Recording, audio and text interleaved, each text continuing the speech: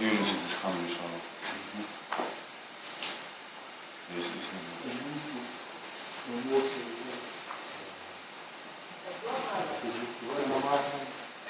خلاص يونس نبدأ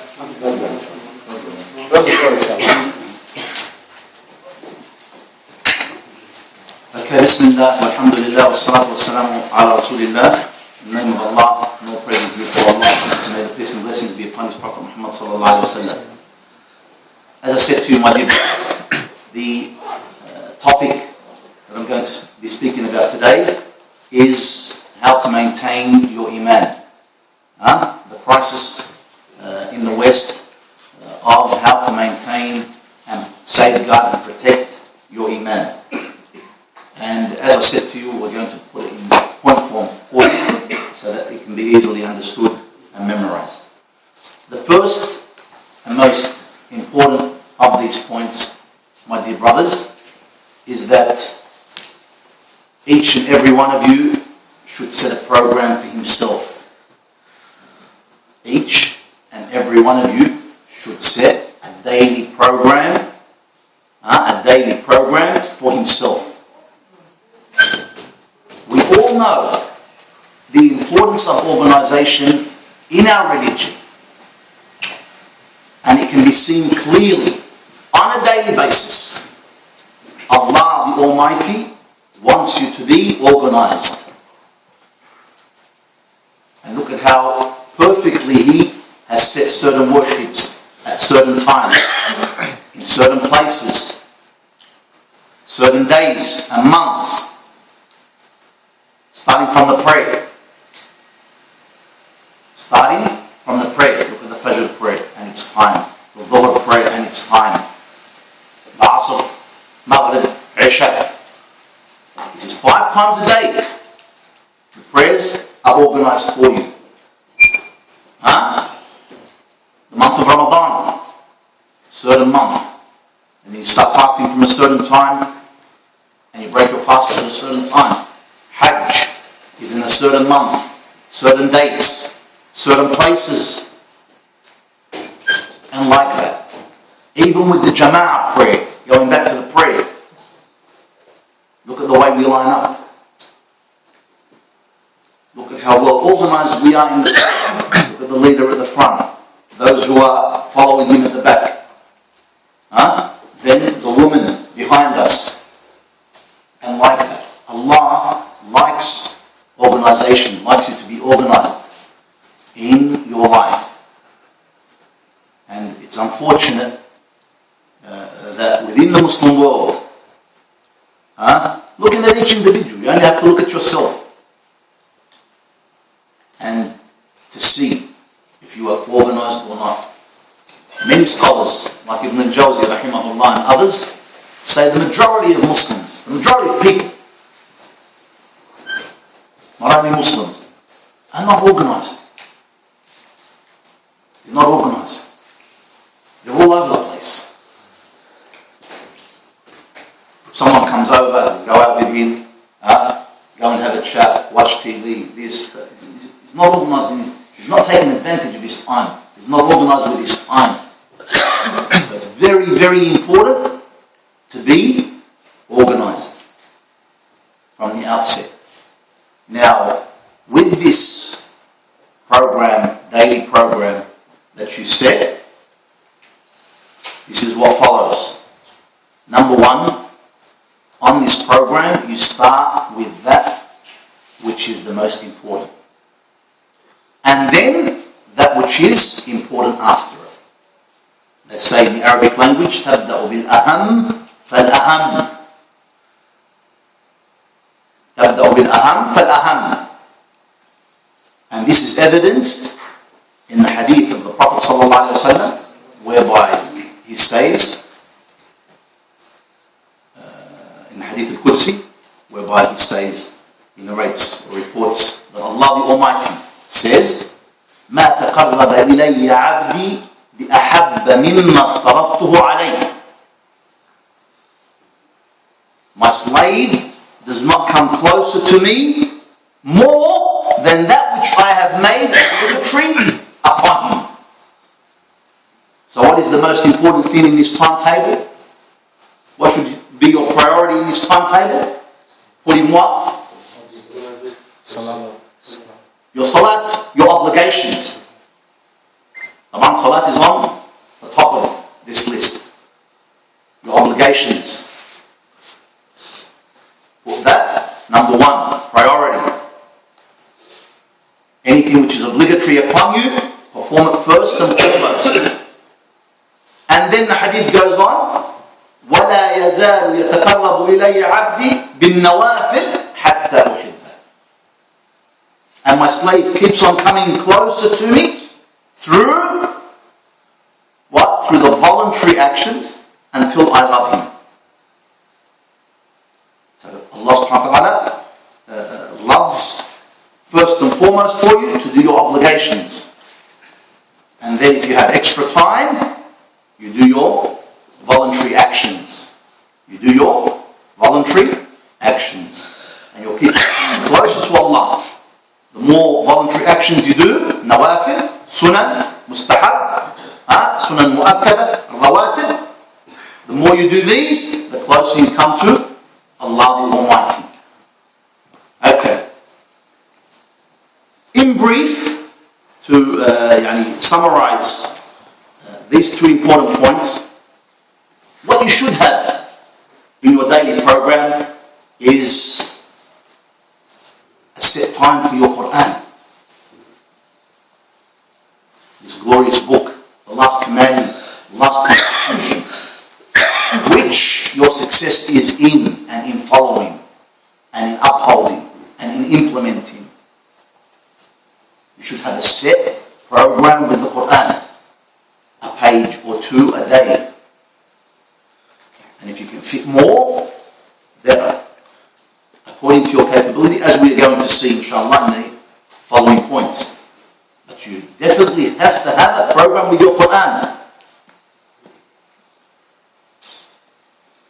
Taban, you must uphold your prayers because of their importance. And I don't want to go into the virtues and merits of the prayers.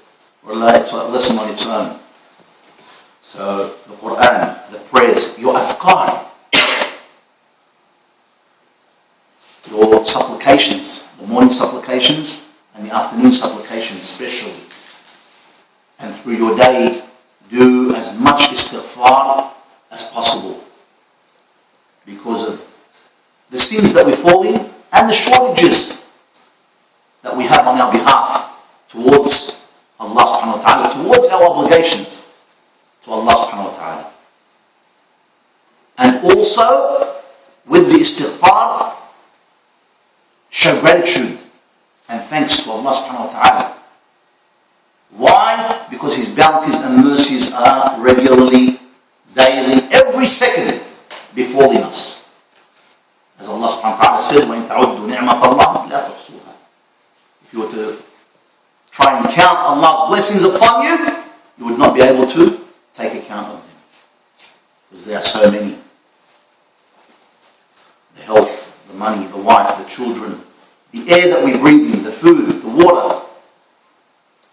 These are all blessings which we see every second of our lives.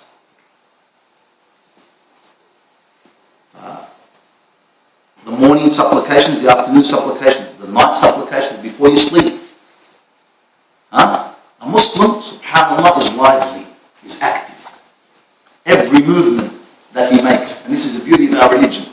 No other religion has this. Bismillah, mashallah, tabarakallah, Allahu Akbar. It's all connection with your Lord. Connecting with your Lord. Even if you enter the toilet, subhanAllah. What do you say? Bismillah. Allahumma inni a'udhu bika min al-khubthi wal-khaba'ith. Even the toilet, Islam hasn't left out. When you enter the house, when you go out of the house, when you go into the car, when you go out of the car. This is a true believer, my dear brothers. This is a true believer who lives every moment of his life for and with Allah subhanahu wa ta'ala.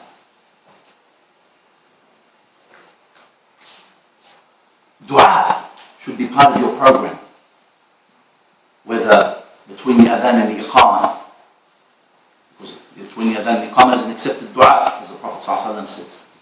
The supplications are accepted. In your sujood, in the last third of the night, or whenever. Dua is one of the most precious forms of ibadah. You turn with sincerity, with a focused mind and heart to Allah subhanahu wa ta'ala, asking Him to give you the good of this world and the good of the hereafter. And dua in itself also, is like, you can give a whole lecture on that also, but we're just giving little hints at how your program should, or what your program should revolve around. Okay. That's in brief the first 2 points. Setting the program, starting with the most important, and then that which is important, and down like that. Thirdly, my dear brothers, do that which you are capable of doing. Don't overburden yourself.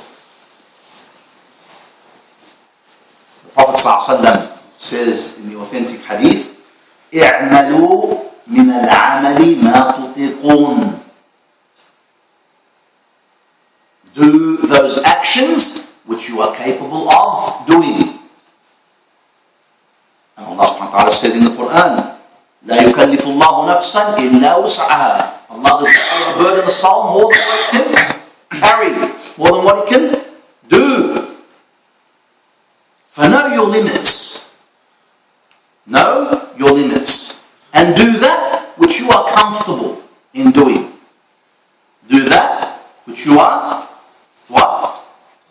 Comfortable in doing. Don't overburden yourself. Don't overburden yourself. Number 3, to perfect your actions. Number 4, this is. To perfect your actions and deeds.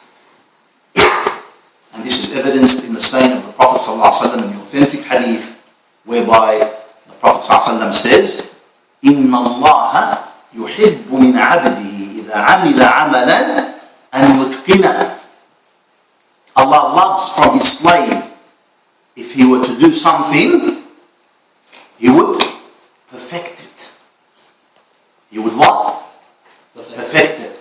And not do we say in Australia, a butcher's job of it. Is that what you say in England? Cowboy's job. Cowboy's job.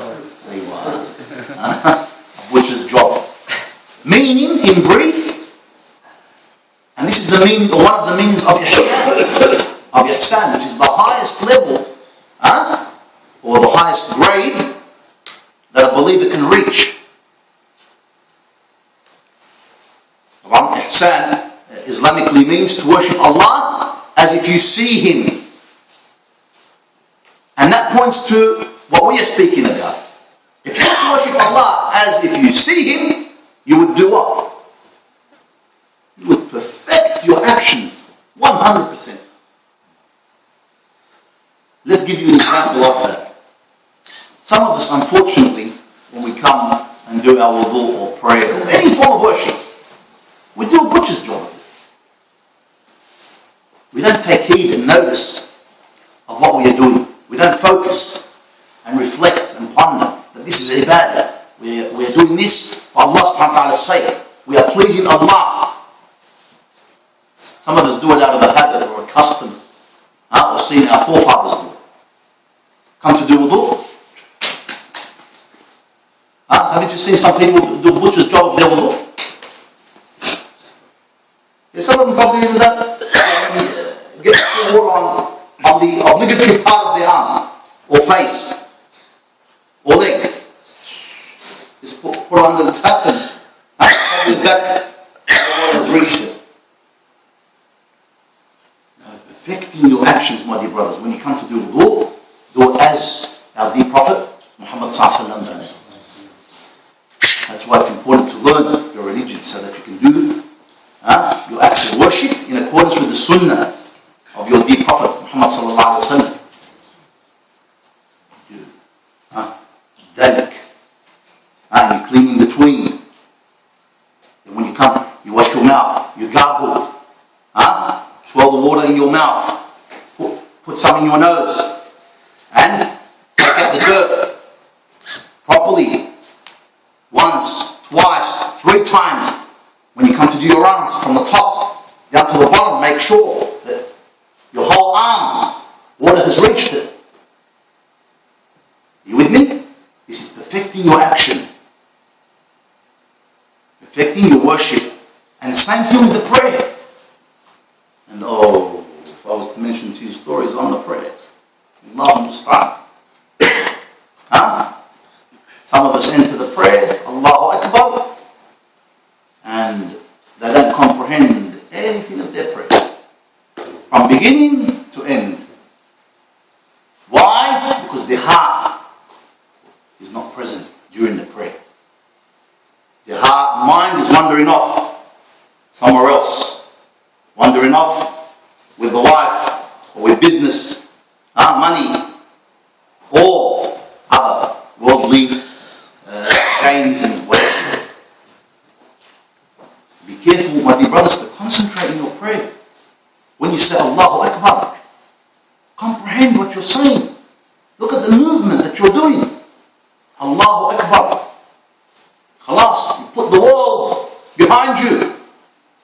You're facing, you're standing in front of your Lord, Allah, who is the greatest.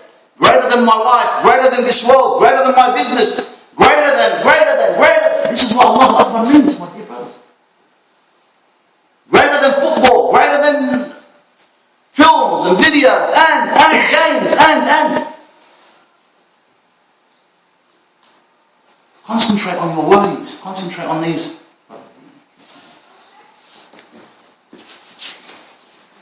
Concentrate, my dear brothers, on what you're saying. Have your heart present during the worship. Whatever worship you're doing. So, perfecting your actions. Perfecting your actions. The 5th point is to be consistent in your actions. And this is a major problem with all Muslims, unfortunately. Consistency. Not many at all have this consistency.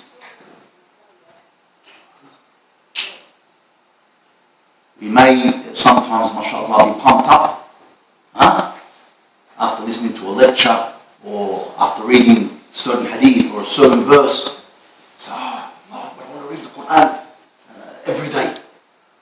And you get into it and you read 5, 10 pages, 15 pages, and then you die out. Or you hear about the virtues and merits of tahajjud. And you get up a week or 2 or 3 and you pray 10, 20 rak'ahs, mashallah, in the night with khushu', and then for 2-3 months there's no tahajjud. Happens or it doesn't? Happens to all of us. And like that with fasting. You hear about the virtues of Monday and Thursday, or about fasting a day and breaking your fast the next day. That it's the best fast, the fast of Dawood alayhi salam, and you start, and then we say in Australia, you conk out. You die out. Doesn't last a week or 2. So your Emaan, you get a boost, and then all of a sudden, back you go down. Islam tells you to maintain, to be consistent in your actions. And that, as is evidenced in the hadith of the Prophet ﷺ, that the best actions, as the Prophet ﷺ says, the best actions, أفضل الأعمال خير الأعمال إلى الله أدومها وإن قل. The best actions in the sight of Allah subhanahu wa ta'ala is that which is consistent, even if it is in small amounts. Even if it is, what? In small amounts. My dear brother, it's better for you to read a page or 2 of the Quran every day than to read 5 and 10 pages over 2 or 3 weeks, and then to leave the Quran for 3 and 4 months, not seeing it, not reading it.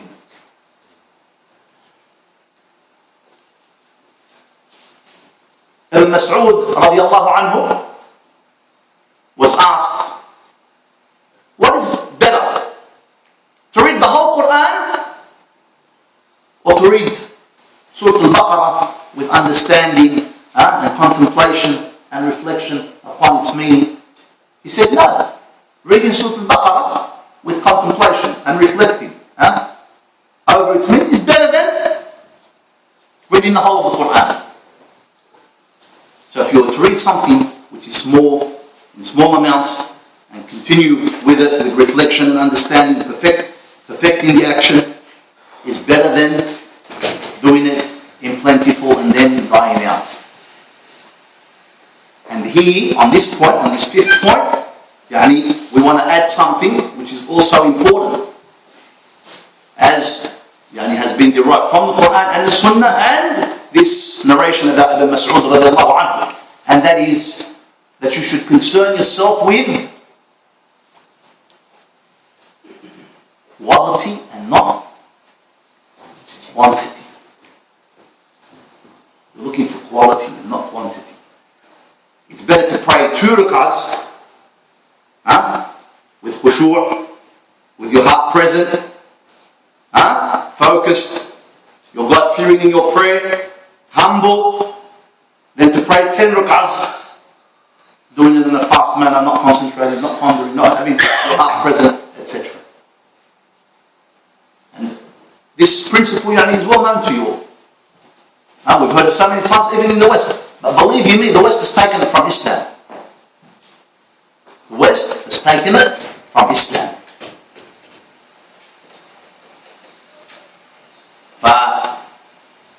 Concentrating on quantity and not on quality and not quantity,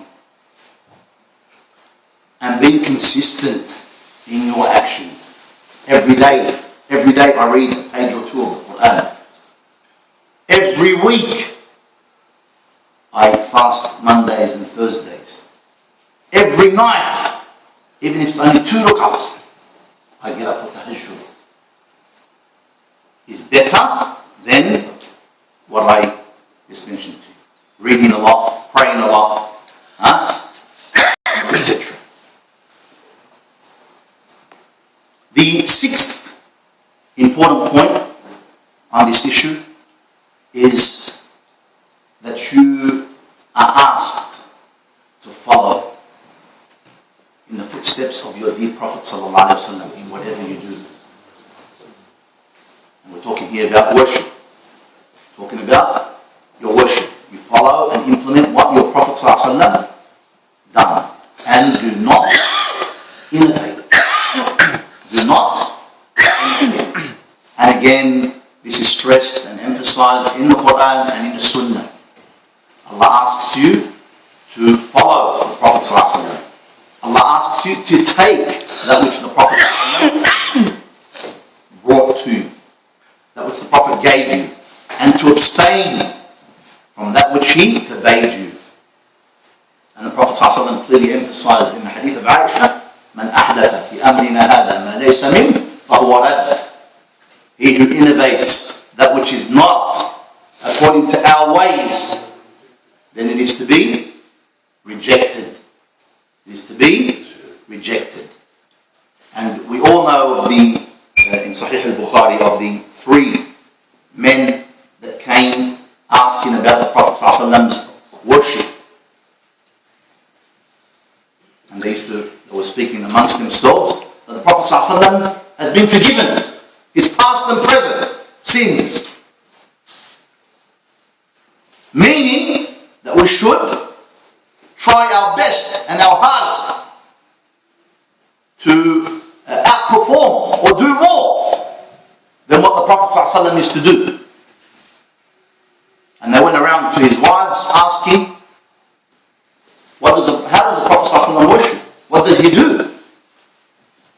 And the wives informed these 3 men of how the Prophet ﷺ worships. But they found in a simple man. They found him a simple man. He prays part of the night and he sleeps.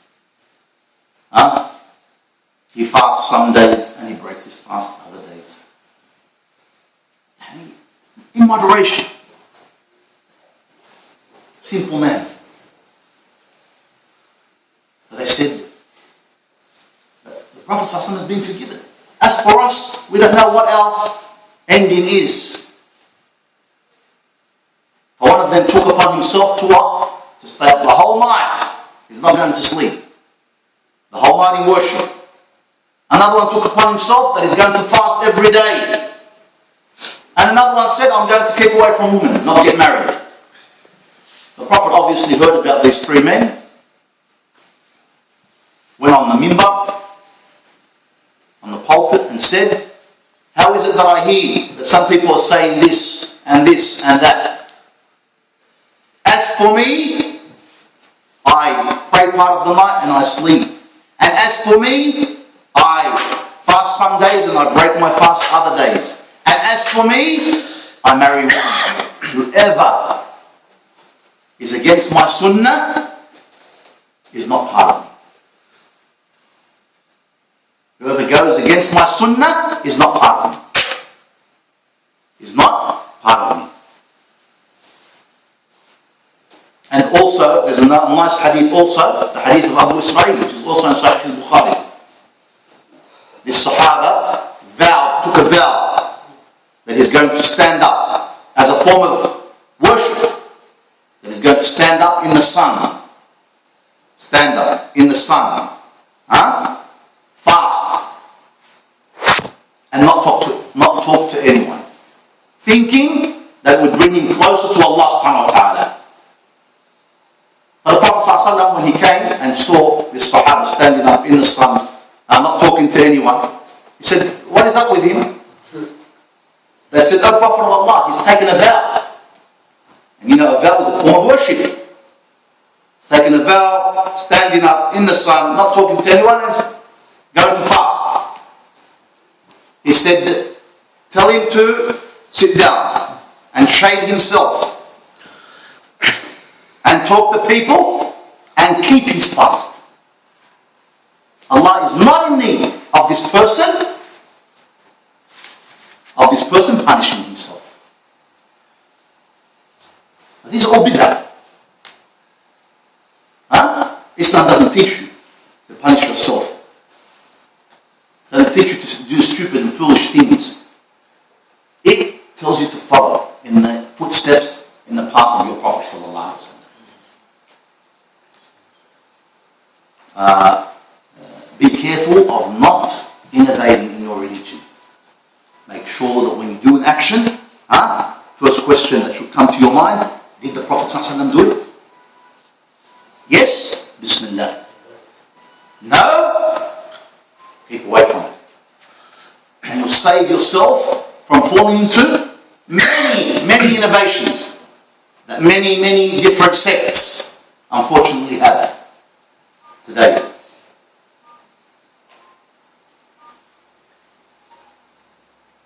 That was the sixth point. Yeah. Not to innovate. The seventh point, my dear brothers, is not to delay your actions till tomorrow. لا تؤخر عمل اليوم إلى غد. Do not delay your actions till tomorrow. Don't say, oh, I've got plenty of time, I'll do my dhikr tomorrow, or I'll do my Quran reading tomorrow. Give it a skip today.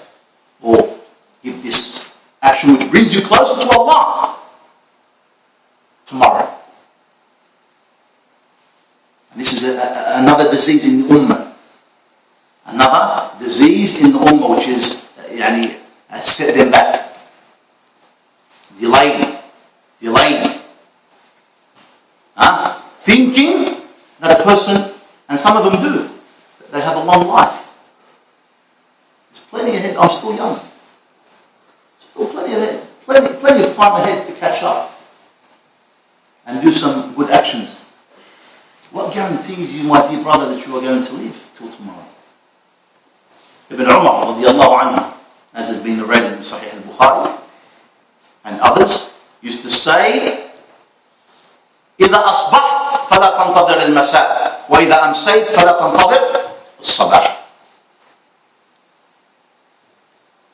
If you wake up in the morning, don't wait till the afternoon. And if you live till the afternoon, don't wait till the morning.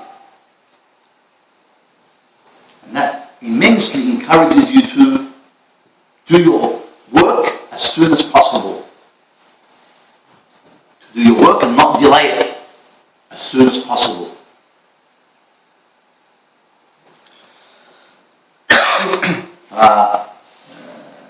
Take that opportunity. Allah Ta'ala, again, each and every one of these points, there's many proofs in the Quran and Sunnah shed light on this point from the Quran. Allah Subhanahu wa Ta'ala says, فَاسْتَبِقُوا الْخَيْرَاتِ. Hurry, hasten in doing good deeds. وَسَابِقُوا إِلَى مَغْفِرَةٍ مِّن رَبِّكُمْ وَجَنَّةٍ عَرْضُهَا السَّمَاوَاتُ وَالْأَرْضُ وَعِدَّةٍ لِلْمُتَّقِينَ. Complete, hurry, hasten to a paradise, the width of the heavens and the earth. It has been prepared for the muttaqeen, for the pious. وَكَانُوا يُسَارِعُونَ فِي الْخَيْرَاتِ. Allah talks about some of the prophets and their families. They used to hasten and hurry in doing good deeds.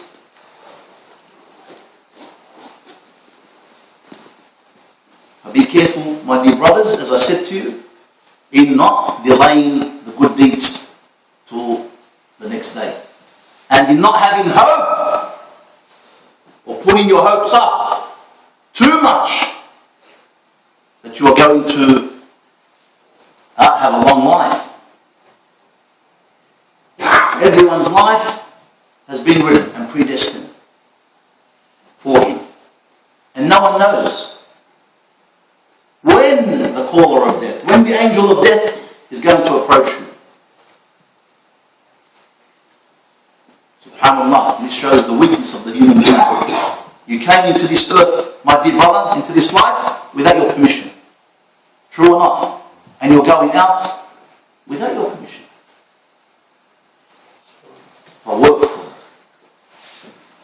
Work for the hereafter. And do not delay your actions. The 8th point.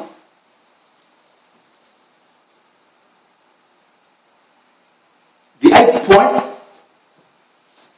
is to give everyone their rights. To give everyone their rights. In brief, balance your life. Balance your life.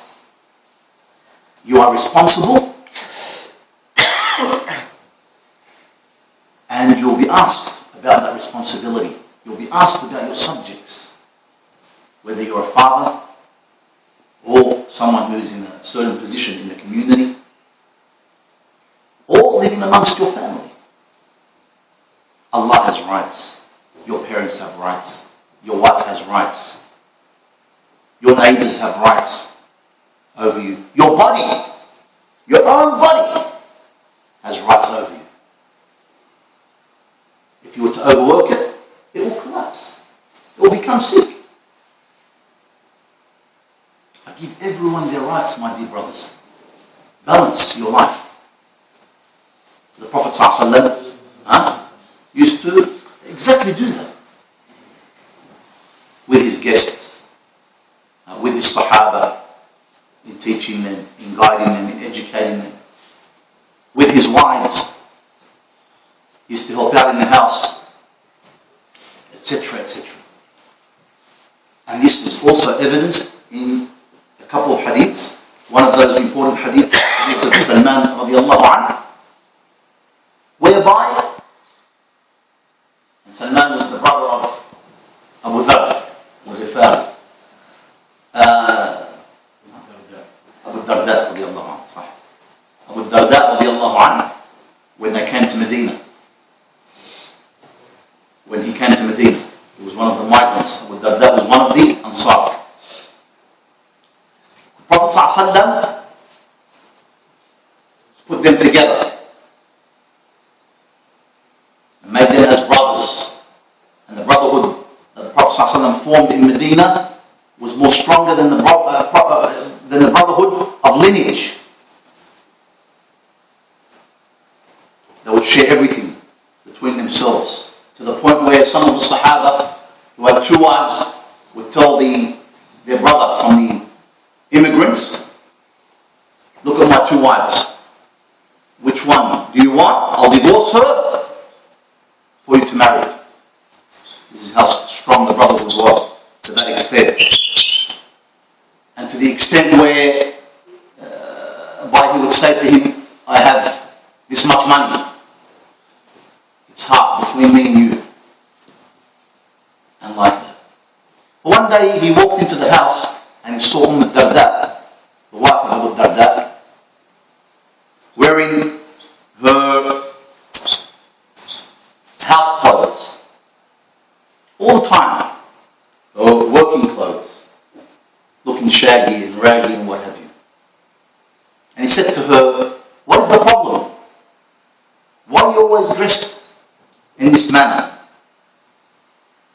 She said, well, your brother, Abu Darda, is not interested in women.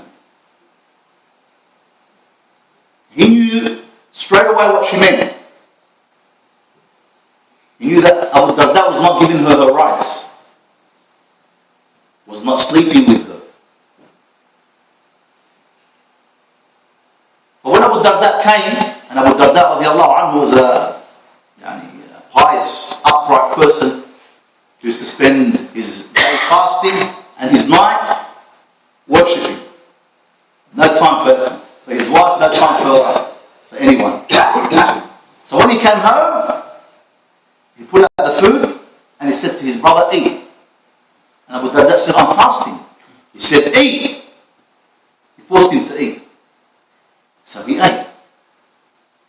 Abu Darda got upset because he made him break his fast. Then he waited for the night prayer. Abu Darda from the very, after Isha, straight away, he wants to get up and, mashallah, into worship. Salman dragged him down. He said, go to sleep. Go and have some rest. Abu Darda went. After a while, he got up again. He wanted to stop praying. He told him to go back to sleep. And 3 times, until just before Fajr, half an hour to an hour, he said to him, get up now. And they done wudu and they prayed tahajjud. Abu Darda got upset because his brother, Salman, broke his whole program. Interrupted his whole program. He went to the Prophet ﷺ complaining what Salman had done to him. The Prophet ﷺ agreed with Abu Darda or Salman. He agreed with Salman. He said, Sadaqa Salman. What Salman done was the truth. Inna li rabbika alayka haqq. Verily your Lord has rights over you. وَلِنَفْسِكَ. And in another narration, وَلِجَسَدِكَ. And your body has rights over you. وَلِزَوْجِكَ عَلَيْكَ حَقٌّ. And your wife has rights over you. وَلِضَيْفِكَ عَلَيْكَ حَقٌّ. And your guest has rights over you. فَأْعْطِ كُلَّ ذِي حَقٍّ حَقَّهُ. Give everyone their rights. Look at the beauty of this hadith. Contemplate on the beauty of this hadith. Give everyone their rights.